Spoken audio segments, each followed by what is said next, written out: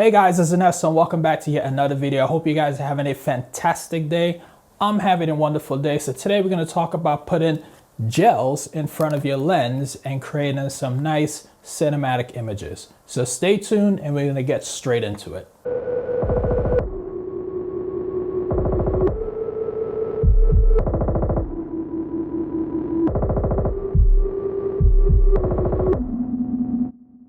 All right, so before we begin, I just wanted to say that this video is not sponsored by anyone and the vendor did not send me this piece of gear. I purchased it on my own. That being said, let's just talk about some of the basics that I discovered. So this is my first time using any type of gels in front of my lenses. Now, the reason I wanted to do this was to create some nice cinematic images. And that's what I did in this particular video. Now, this is just the first shoot of what I hope to be many shoots of basically using this particular filter on top of my lens.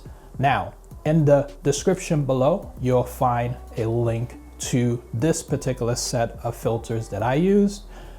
These are pretty cheap. Obviously, the link down in the description is an affiliate link, so if you click on it and you purchase it, I do get a bit of a kickback from Amazon, but obviously it's not coming out of your pocket. If you decide to purchase the lens, I'm sorry, not the lens, but if you decide to purchase these filters, well, you purchase the filters, okay? Now, it's a very good starting point for if you're trying to experiment, which is exactly what I was trying to do, figuring out, what works, what don't work, what colors come together, how many of these filters I could put on top of my lens without it compromising my image. So this just helps me to get on that journey, get that journey started. Now, there's other reasons that you might want to put filters in front of your lens. You can have neutral density filters that you put in front of your lens to help with, landscape photography, or if you're trying to do some flash photography, you're not trying to use like high-speed sync or something like that, and trying to get some more power out of your light, then you can basically put a neutral density filter in front of your lens to bring up that power on your light to get the maximum power out of it. And there's creative reasons for using it, like I am right now, to try to get some creative portraits out of using these filters on my lens. The real reason why I got these filters is because in my photography, one of the things I like to combine along with, using light creatively is basically to incorporate color into my work. And because these filters come with a variety of color filters that I could put in front of my lens, I'm using one right now in the lower portion of the image. There's a filter or color that's at the lower portion of this image. I don't know if you could see it, but if I do slightly move this up, or move it down rather, right? Now you could see that effect that I was basically putting on that lens. So if I put it back, there, you could see. So I got it so I could add color into my images without actually using gels. The key to using these particular filters that I found so far, like I said, this is just shoot one of me using these particular filters. So I'm sure there's more learning to come, but I just want to document my journey, not only for you, but also for me as I go through this process, as I'm learning all of this, right? But what I have learned so far by using these filters is that one of the things that these filters love is a lot of light. So what I found to use in this particular photo shoot, instead of using flash, now you can absolutely use flash, like I could have used flash in this photo shoot. And as I was experimenting and I was playing around before the model showed up, I was actually using flash to basically help me to experiment and test these filters. But what I found that's a little bit faster and a little bit more efficient to use was actually constant lights. So what I ended up using was my Godox FV150. If I got that wrong, I'll definitely put the name down here. And I also use my Aperture 120D light. Now, wherever you place the light is where the concentration of that color is going to pop. Because in this particular scene, it was a very dark scene. So wherever you pop the light is where the gel will shine. Now, The beauty of this is that you don't even have to put gels on your light. You can, I did in this particular photo shoot, but you really don't have to if you're using these gels. Now, well, not gels, these filters, if you're using these filters.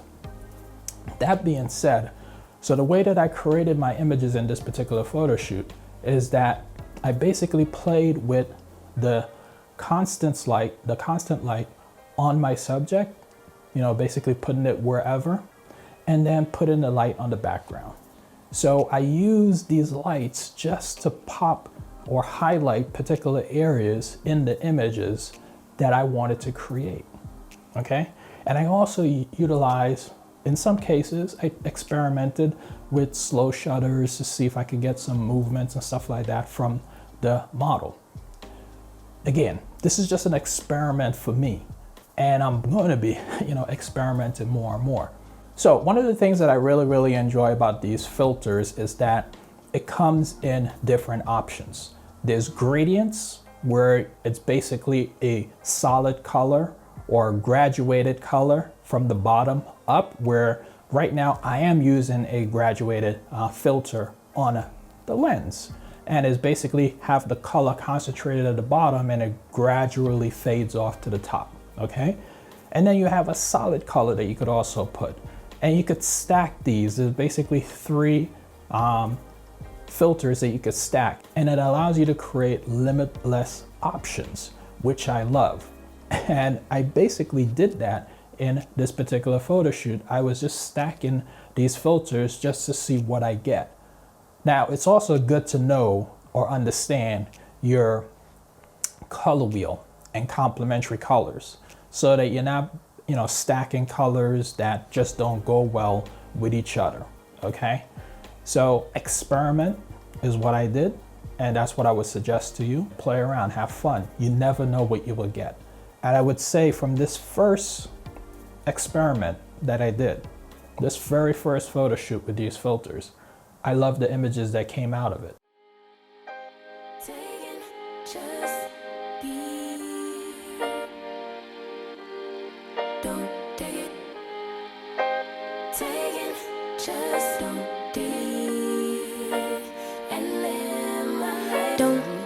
Personal, I ain't lying, I ain't hiding, I've been grinding, multiplying.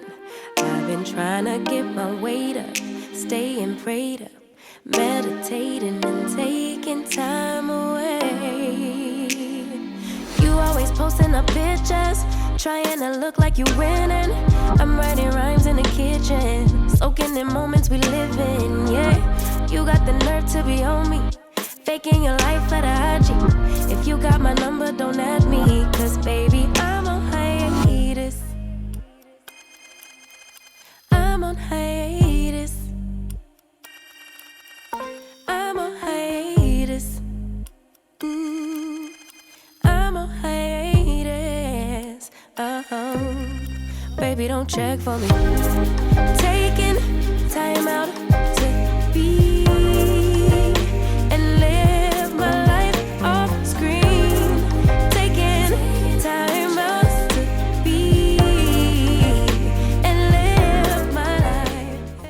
All right, so that's it. So guys, I hope this video was helpful to you. The one thing I would leave you with is that me personally, I love to experiment. And experiment is what I typically do. And from one shoot to the next, that's all I'm doing, experimenting. Very rarely do I revisit a shoot or a concept that I've done in the past. And that's not because of the fact that it might be difficult to recreate it, or it might be difficult for me to isolate exactly what is it that I did. But really and truly, the reason why I don't typically revisit photo shoots is because I get bored and I want to move on to create a new and better things in my mind, right? Now, those new things could be terrible. It could be complete failures. There's shoots that I have tried that you guys haven't seen that has been complete failures. And one day I probably will show you guys some of those failures. But it's okay. It's okay to experiment and fail and try again. So that is it. I hope this video was helpful to you. I hope it inspires you to go out there and create your own experiment. If you guys want to try out these filters, again, the link is down below. Try it out if it works for you. The one thing I know that I will be doing at some point in the future, after I feel like I got the experimentation out of me and I feel like I got a good handle on these filters, is probably going to pick up a proper filter, one that is glass, right? So a bit much more better quality. So like Tiffin sells the glass filters. Those are a lot more expensive than these inexpensive ones. Those are like 200 and change if I'm not mistaken. So yeah, they're pretty expensive. So if you wanted to get into this and get quality images, now quality images is subjective because who's considered quality unless you pixel Pippin or something like that. But yeah, so if you want to just experiment and try to see if you can get the same results that I did, you know, give these filters a shot. All right, so that's it. I'm done. Talk to you guys in the next video. If you enjoyed this video, please go ahead and give it a thumbs up. Put some comments down below. Let me know what you think. Share the video with your friends and family. And guys, if you got this far in this video, well, what are you waiting for? Go ahead and hit that subscribe button, and I'll see you guys in my next video. Take care.